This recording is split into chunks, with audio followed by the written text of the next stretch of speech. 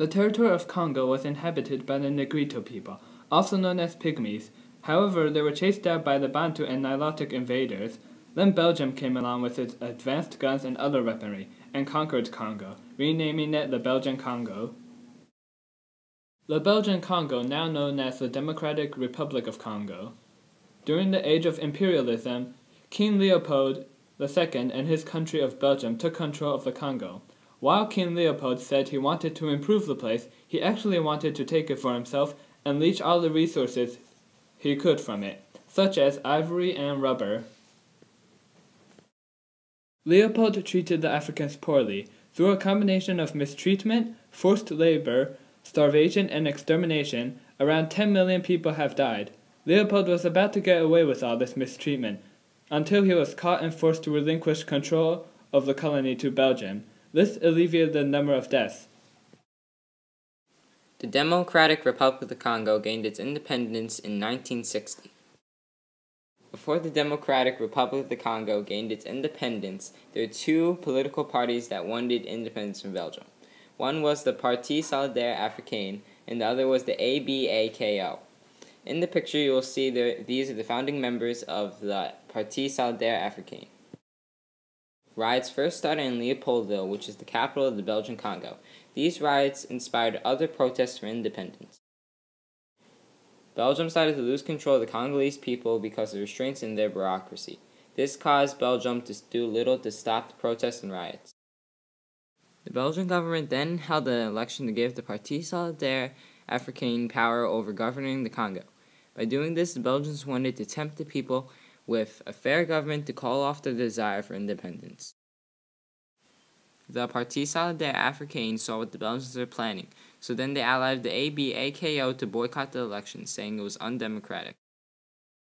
The boycott proved to the Belgian government that they could not control the Congo, and they did not want to go to war, so they gave up the colony.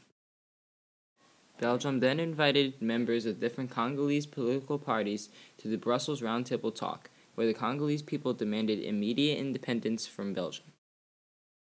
After the Congo gained its independence, military forces rebelled against the new government, and the Congolese National Army became undisciplined. The Congo had a loss of money because its wealthiest province, Katanga, withdrew from the rest of the Congo with orders from Maurice Tsambi, who was the head of Katanga. After attacks on Belgian citizens in the Congo, Belgium sent their soldiers there and asked for the UN to help restore order to the Congo. The United Nations then created the UN Operation for the Congo, sent in their own military force, and hired experts in administration, teachers, and doctors. To prevent civil war, the UN allowed the military to use force. Katanga forces then attacked the UN's military, but in the end they stopped the Katanga forces and Tsambi surrendered. Then the Congo experienced another problem when rebellions against the Congolese government broke out and the rebels controlled more than half the country. Tsambi was recalled by Belgium and offered to be prime minister. Then he recruited mercenaries to defeat the rebel army. Belgium then stopped the other rebellions. After the rebellions were taken care of, military leader Joseph Dazri Mobutu seized power and became president of the Congo. A new constitution was created, and Mobutu changed the country's name to Zaire, which eventually became the Democratic Republic of the Congo. Today, the Congo is ruled by Joseph Kabila, who is hated by many people and was elected president since 2001. Fighting the current Congolese government is a rebel movement called the M23, which stands for the March 23rd Movement. The movement is named this because soldiers from a past rebel army signed a peace agreement with the Congolese government on March 23, 2009, and became part of the Congo's National Army. Today, many soldiers of the National Army rebelled against the government for breaking the peace agreement and became the M23 movement. Leading the M23 movement is General Bosco Ntaganda, who is wanted by the International Crime Court for crimes against humanity.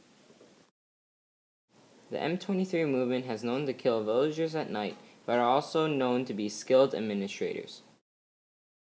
Riots started all over the Congo, with mobs of people burning down government buildings and demanding President Kabila to step down from power. Many Congolese people are afraid of the chaos, attacks on villages, and deaths of citizens happening in the Congo today.